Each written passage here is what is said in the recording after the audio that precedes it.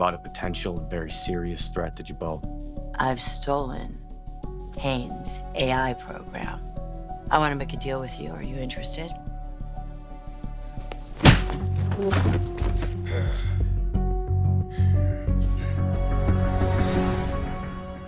The Young and the Restless, Y&R, spoilers for the week of December 29th to January 2nd reveal that Matt Clark aka Mitch Bacall, Roger Howarth, will play dirty after Nick Newman's, Joshua Morrow, plan goes wrong. We should also discuss the New Year's Day schedule, so let's dive in. First, the Abbotts will have another strategy session as they prepare for their next move against Victor Newman, Eric Braeden. Jack Abbott, Peter Bergman, and Billy Abbott, Jason Thompson, will do some scheming after receiving some info from Sally Spectra, Courtney Hope. As for Diane Jenkins Abbott, Susan Walters, she'll hold out hope that Michael Baldwin, Christian LeBlanc, will come through for the Abbott clan. Will Michael really be willing to betray Victor and help get the AI program proof that Diane's asked for? Adam Newman, Mark Grossman, will have to make a decision of his own regarding his future at Newman Media, especially after Chelsea Lawson, Melissa Claire Egan, puts her foot down regarding Victor's dirty tactics. Speaking of dirty tactics, Matt will certainly use some of those in his fight against the Newmans. Nick thinks he can control the situation by offering Matt a deal, so he'll spell out his terms and try to set a trap. Of course, Matt isn't a fool and will inevitably cause more drama as a result.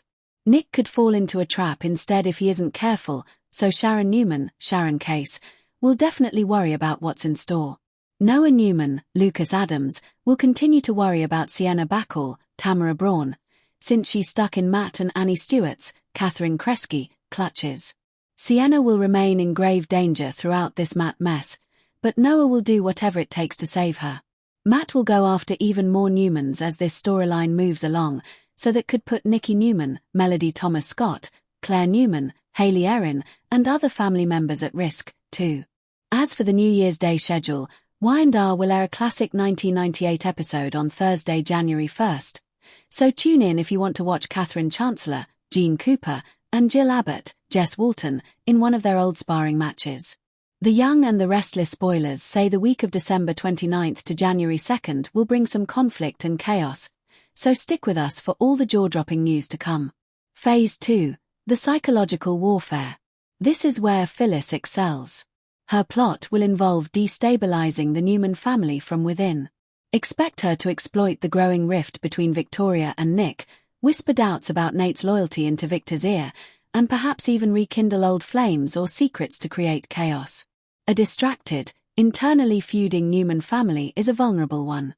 Her connection to Diane, now an Abbott, could also be a key intelligence pipeline. Phase 3, the Abbott heft. Jack's role is to provide the credible, powerful front. Using his vast resources, reputation, and remaining influence at Jabot, potentially against Billy and Lily's wishes, he would help finance the takeover bid and lend it a veneer of legitimate corporate warfare.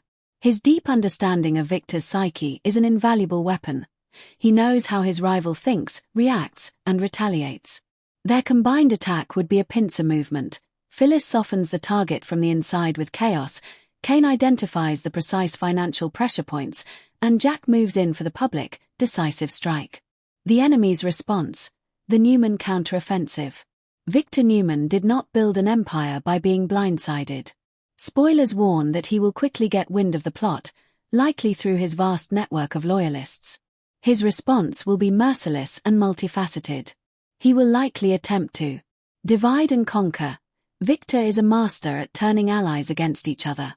He will probe the weaknesses in this trio, perhaps offering Kane a path back to legitimacy, reminding Jack of the collateral damage to his family, or threatening Phyllis with the exposure of a past sin. Family mobilization. The threat of an external enemy, especially one involving Jack and Phyllis, could temporarily unite the fractious Newman clan. Victoria's strategic mind, Nick's street-smart resilience, and even Nate's medical-turned-corporate acumen would be marshaled in defense of the kingdom. The nuclear option. Victor never fights fair. He would dig into the dirt, potentially resurrecting Kane's legal troubles, exposing the details of Jack's custody arrangements with Harrison, or unleashing the full force of his fury on Phyllis's newfound stability with Danny. The battle will not be confined to boardrooms. It will spill into society, the Grand Phoenix, and the Abbott Mansion, becoming a deeply personal war that engulfs every member of their extended families. Collateral damage. Who gets caught in the crossfire? In a war of this magnitude, there are no innocent bystanders. Lily and Billy, as co-heirs of Chancellor Winters, they will be horrified to see Jack aligning with Kane, Lily's treacherous ex. This plot could force a devastating final choice between family and business, potentially splitting the Abbott family anew. Diane Jenkins. Now married to Jack, she is desperately trying to maintain a peaceful life. Jack's descent back into a vengeful war with Victor threatens everything she has built and could reopen old wounds with Nikki and the Newmans. Kyle Abbott, trapped between his mother, Diane, his father, Jack, and his employer, Nick Newman at Newman Media, Kyle's loyalties will be shredded. He may become a crucial pawn or an unwilling spy in the conflict. Daniel Romalotti, Phyllis's son, will be mortified by his mother's return to scheming, fearing it will destroy her hard-won progress and his own relationship with Lily. The inevitable betrayal. Can this alliance survive success?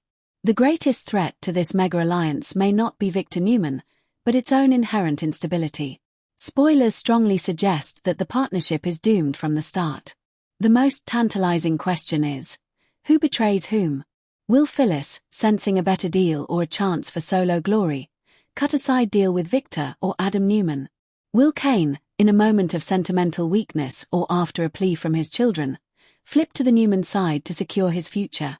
Or will Jack, realizing the cost to his soul and his family, pull the plug at the last moment, leaving his allies out in the cold to face Victor's wrath alone?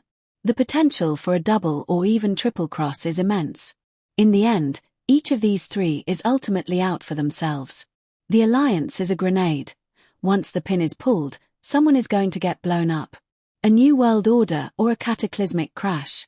As this earth-shattering plot unfolds over the coming weeks, viewers will be left to wonder, is this the beginning of the end for Newman Enterprises' dominance, or simply the prelude to the most spectacular collapse of 3 careers in Genoa City history?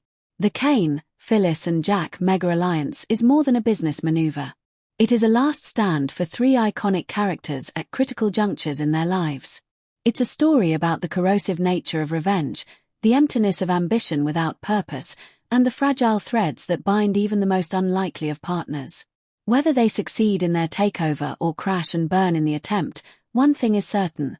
The aftermath will leave Genoa City, and the lives of everyone in it, profoundly and permanently changed. The game is afoot, and the stakes have never been higher.